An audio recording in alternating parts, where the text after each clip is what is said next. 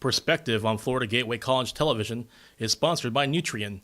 Nutrien, feeding the future.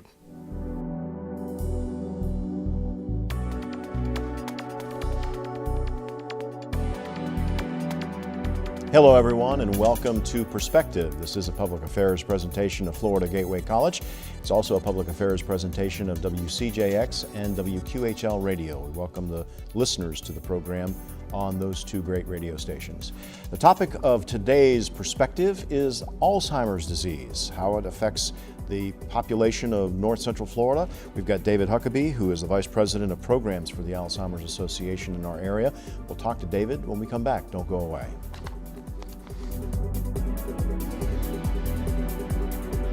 Let us do our job safely. Move over. We look out for you, so look out for us and move over. Do your part so we can do our job. Move over. When you see flashing lights, move over or slow down. A simple choice could save a life, so move over. We all have families too, and we just want to get home safely, so move over. Slow down and move over. Make the right choice. Move over.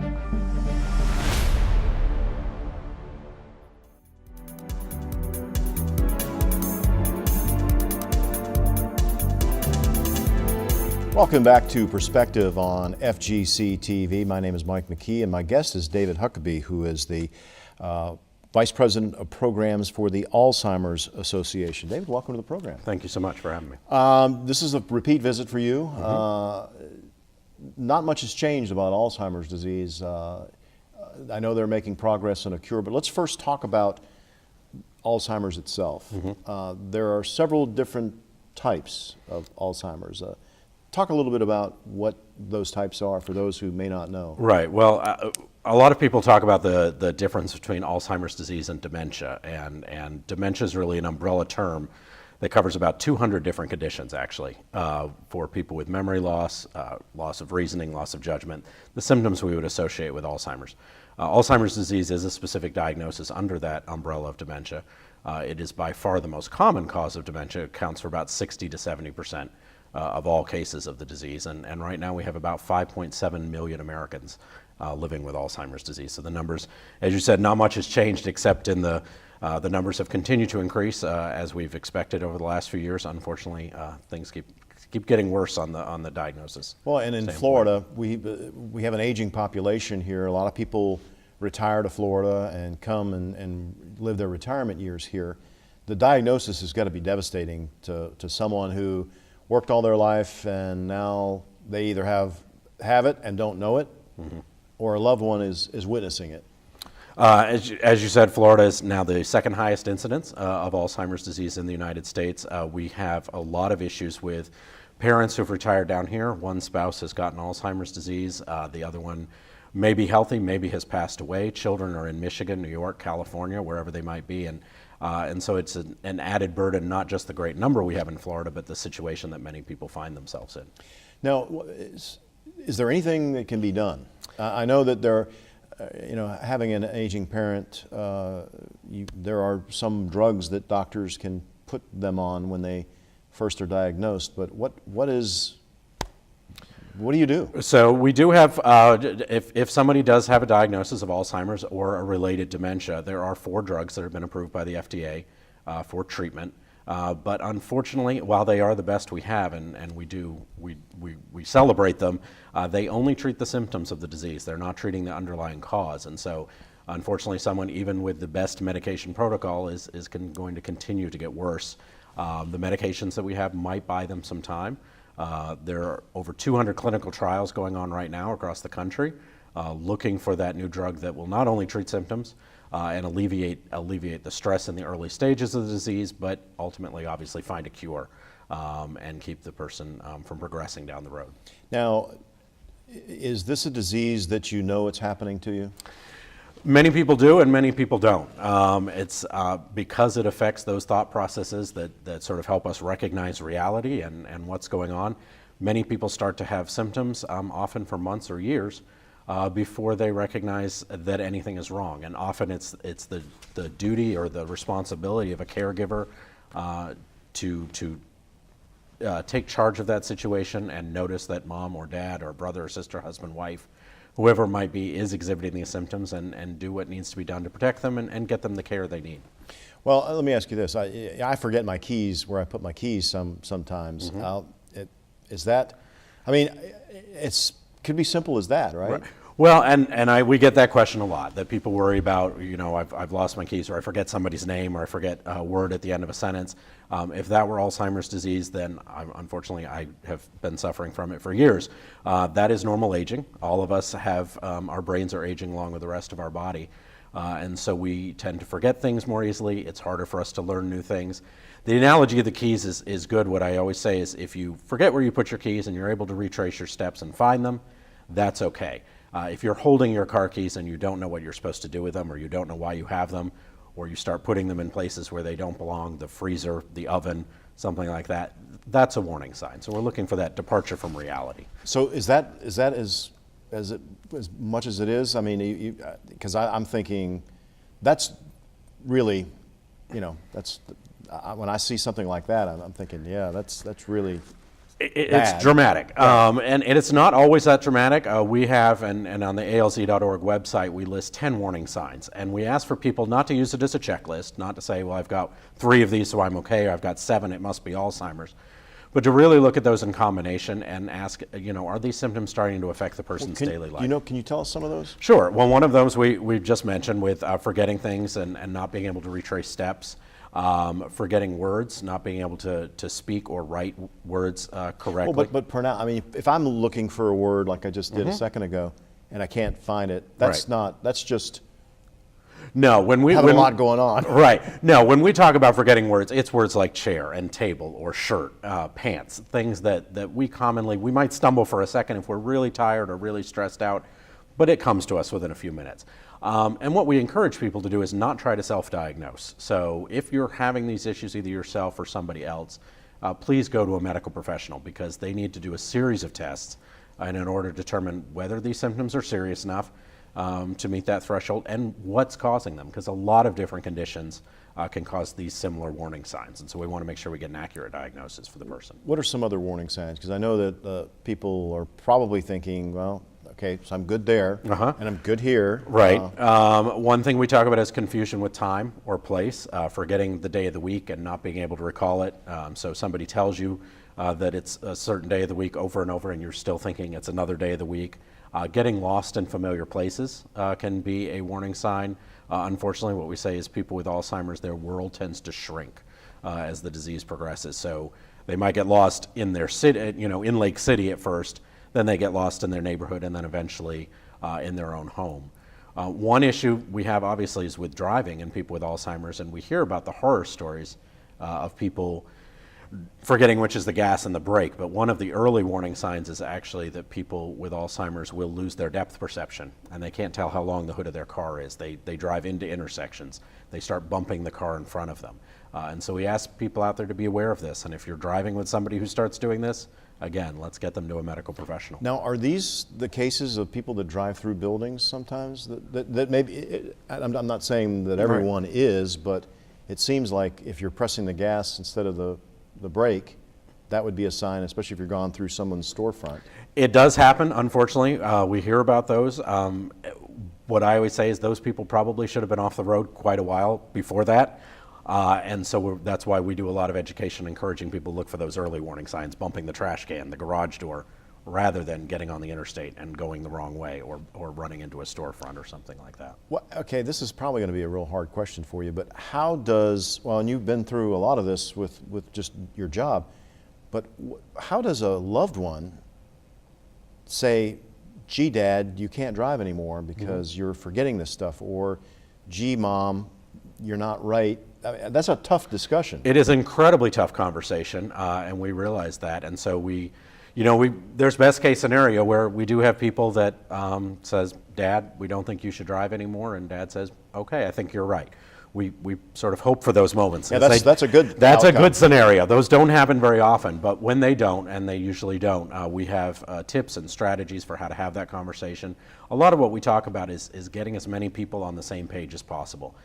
We have families where it's one child, either a son or daughter, who's telling dad or mom, you need to give up driving, and then dad or mom talks to the brothers and sisters and they say, no, you're fine, you can keep driving. So we really want to get the family all on the same page, educated to the same degree, so they can have that conversation and make those tough decisions when mom or dad isn't able to make them for themselves. What percentage of the population, I mean, is it 4 out of 10? I mean, what is the number? Because it seems like we're living longer. Right. And so there was probably a lot of Alzheimer's going on, back in the day, but people were just passing away. Right. And so it was considered old age, just old age. She's Right. suffering from old age. Or what percentage of the people around you have it, or are going to have it? Well, what we're looking at right now is 1 in 8 people over age 65 and 1 in 3 people over age 85, which is one third of the people 85 and older. And as you mentioned, we have more and more people living into that age bracket.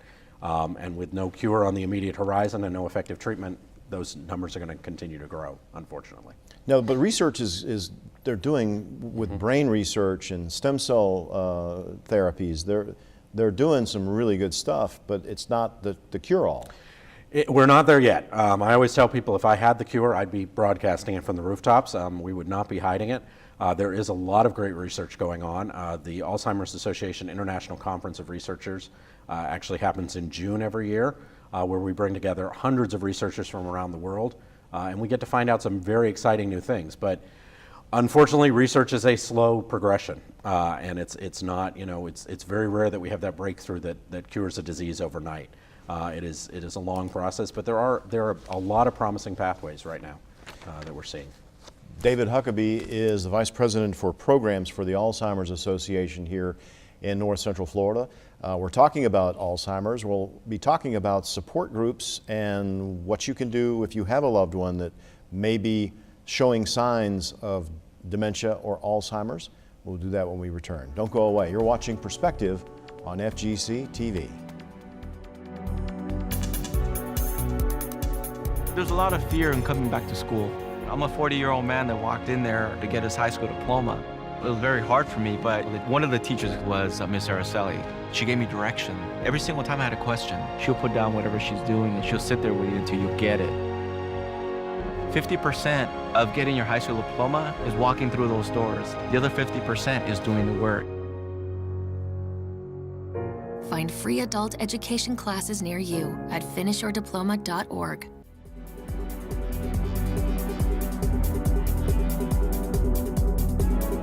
Welcome back to Perspective on Florida Gateway College Television.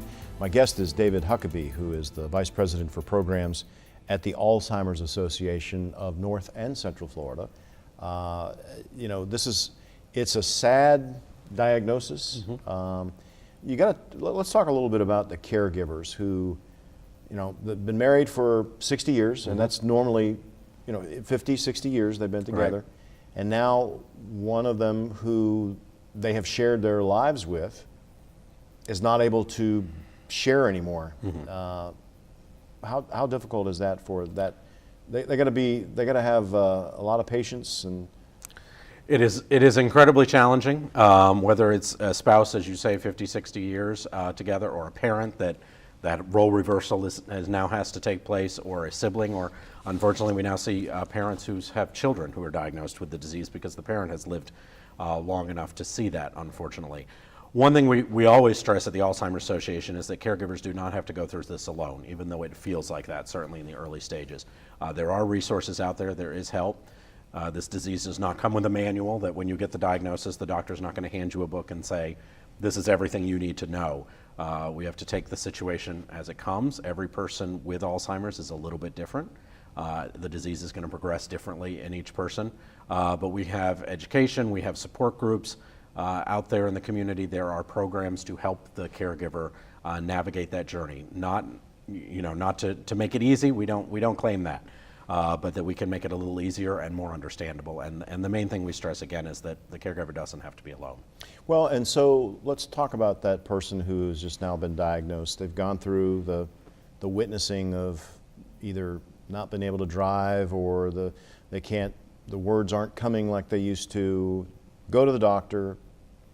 What's the diagnosis? What's the official diagnosis? Is it early onset Alzheimer's, or is it, how does that determine? It can be a variety of things. The doctor's going to go through a battery of tests because, as I mentioned earlier, a lot of conditions can look like Alzheimer's, and we want to make sure we rule those out, whether it be something serious and life-threatening like a brain tumor or a stroke or some sort of blockage in blood vessels that can cause those symptoms, or something as simple as a vitamin deficiency or a thyroid issue can also cause those same symptoms. So once the doctor does this process of elimination, he or she can probably get to about 95% certainty, saying this looks like it is Alzheimer's disease, and let's start this treatment protocol.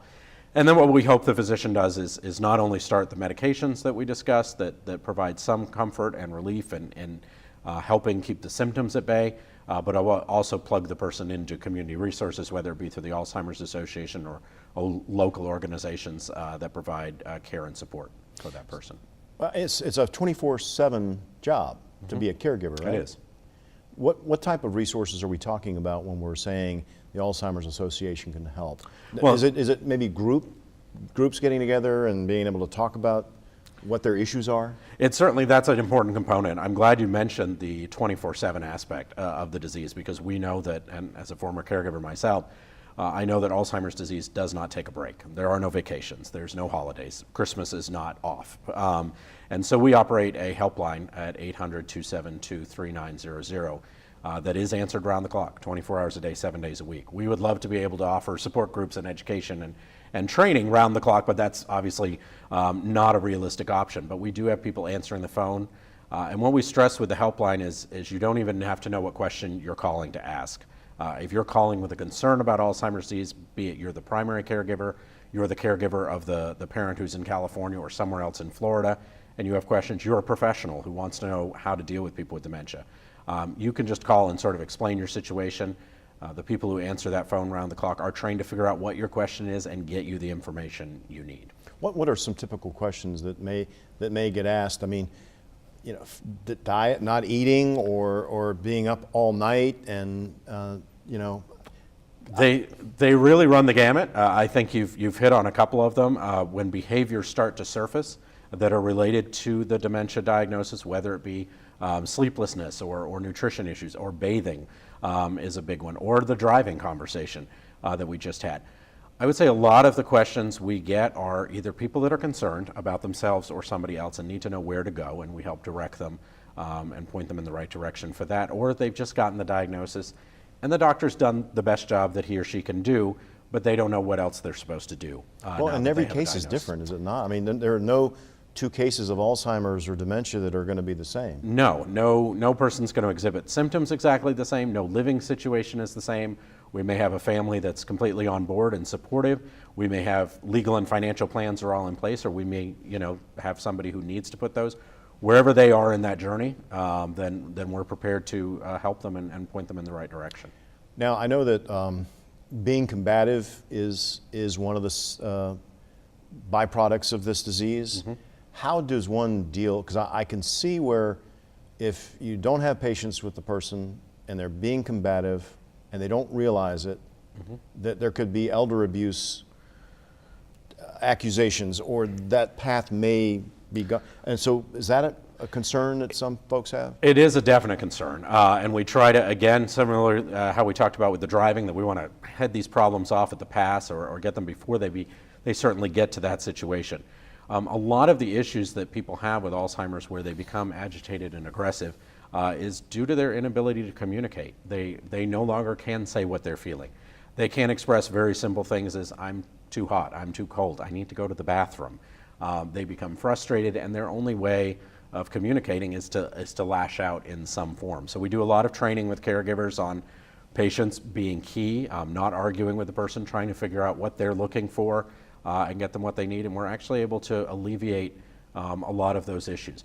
Certainly, we recognize that sometimes it's going to go beyond that, and we encourage people, to seek help and to get plugged into resources if the person that they're living with has become combative and it has become a dangerous situation. Well, and not everybody's cut out to be a caregiver, or they've got to have some advice on how to handle, like, going to the bathroom without mm-hmm. going to the bathroom. Right. And how that has to be. So the Alzheimer's Association will help with that as well. Right, wherever that is and whatever the issue is, and I always say, I don't know, I've never found anyone who filled out a job application to be a caregiver thinking this is what I want to do, and I feel like I'm very qualified to do that. And so the other thing, I said you don't need to know what question you're asking, and there's no question that's stupid or that's out of bounds for us, because this doesn't come with a manual, and it's not easy, and it's sometimes very embarrassing, very personal things like getting the person to take a bath, getting the person to go to the bathroom independently, having those very difficult situations where the person is behaving inappropriately in public or using inappropriate language or dressing inappropriately. If we can have those conversations and get the resources, we can help alleviate that, but only if we know what the problem is and what the questions are. Now, your organization will put together groups to meet, to talk, support groups. How does one get into one of these groups? Do they call you, or, I mean, you're all over North Central Florida. We are. So we now are covering 43 counties in Florida, and That's a lot. It is. Thank you. We're glad to be doing it. We're glad to be providing the services across this part of the state. The best way to find out what services are going on near you, or if we need to put more services in that area, is to either call the helpline, the 800-272-3900, or to go on our website, which is alz.org/CNFL. We have a calendar on there, or anyone answering the helpline can tell you what services are there.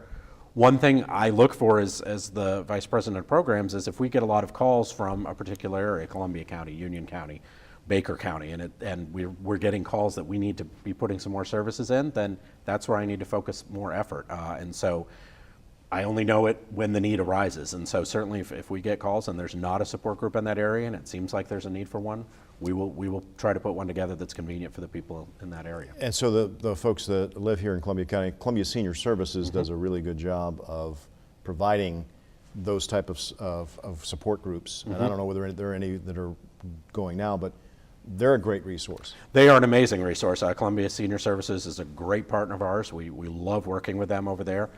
They have support groups specific for people with dementia, and so certainly you can contact them directly. They have a day respite program for caregivers who need a break, which would be 100% of caregivers, in my estimation, need some sort of break from the role of caregiving, and so they have a day program there as well, so I encourage people to And so what is involved in that? You bring the Alzheimer's patient to the senior services, and they're kept? They are kept not only in a safe environment, but there are activities which stimulate the person during the day, and so that helps sometimes with sleeplessness at night. We hear stories all the time, not only from Columbia Senior Services, although they're certainly a good example, but of day respite programs where the person didn't initially want to go, the caregiver didn't want to bring the person to that type of program because it seemed like sort of a daycare type atmosphere, but after a day or a week or maybe a couple of weeks, the person's adjusted and they love going there because it gives them something to do. Often what we forget is just because the person with Alzheimer's functionally might be declining and is not able to participate in all the activities he or she once were able to do, they still need activities and they still need to feel engaged and a part of something. Well, how bad is it to have Alzheimer's and stay in a house that, maybe that all you do is watch TV, or you just sit, and that's no quality of life? No, and what research has shown and what experience has shown even more so is that the person being engaged and being in activities, it's not going to stop the disease process. We can't do that. We're not going to promise that. But it can alleviate those symptoms, make the person feel, as we're saying, more engaged, give them a better quality of life, as you said, and make them feel more a part of life. And so a lot of those behaviors that we were talking about, challenging behaviors, can actually go away when the person feels like they're more engaged.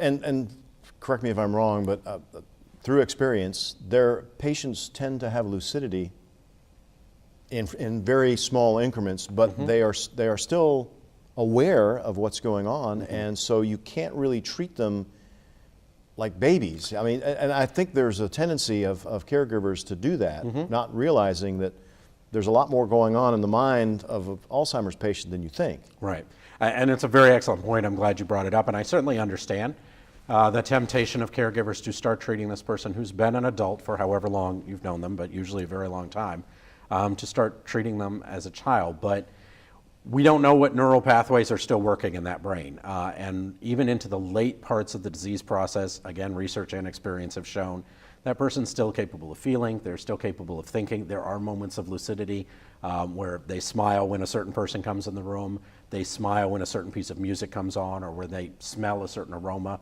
And so we want the person to stay as engaged as possible and to be treated with the dignity and respect they deserve. Right. David Huckabee is the Vice President for Programs for the Alzheimer's Association of 43 counties. That's a lot, considering there's 67 in the state of Florida. There's only 20 left that they don't deal with, mostly I'm sure in South Florida.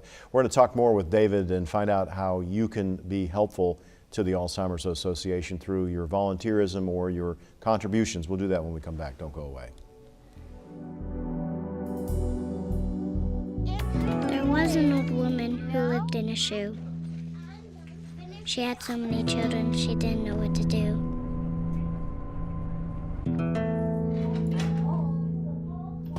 She gave them some broth without any bread and kissed them all soundly and put them to bed. Hunger is a story we can end. End it at feedingamerica.org.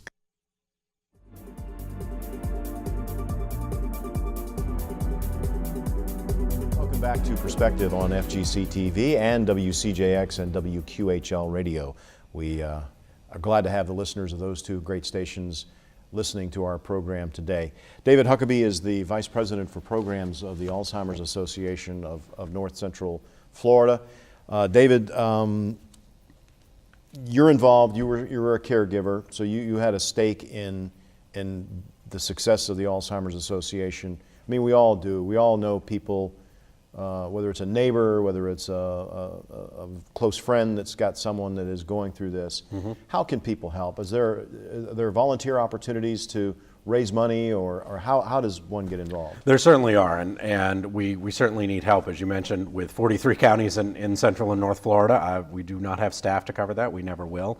And so we definitely need volunteers to help bring the programs and services out there. And we welcome people to, again, call the helpline, the 800 number, or the local number at 372-6266, and just ask about volunteer opportunities. We will plug them in, whatever somebody's skill set is, whatever their desire to help is, whatever their time commitment is.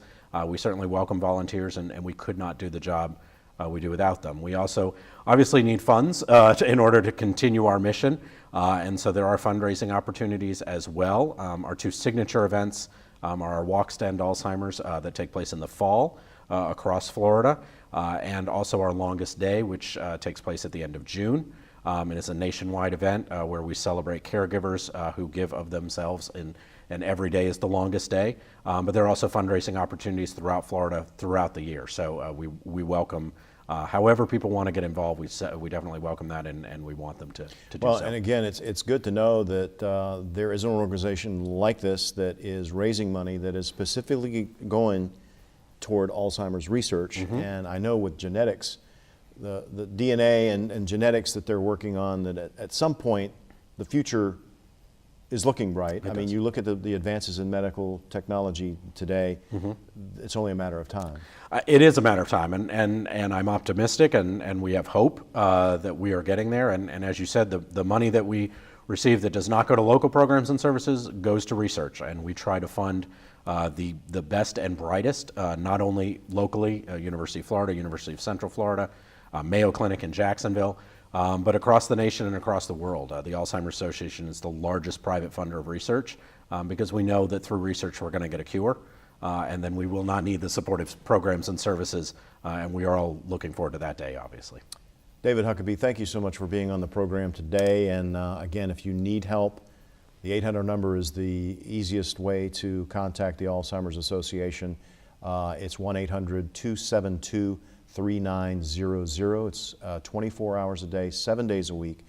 Any question, they are there to help you answer that question and get you the assistance you need. Thanks again for being there. Thanks for watching and listening on Perspective on Florida Gateway College Television. Until next time, I'm Mike McKee. So long.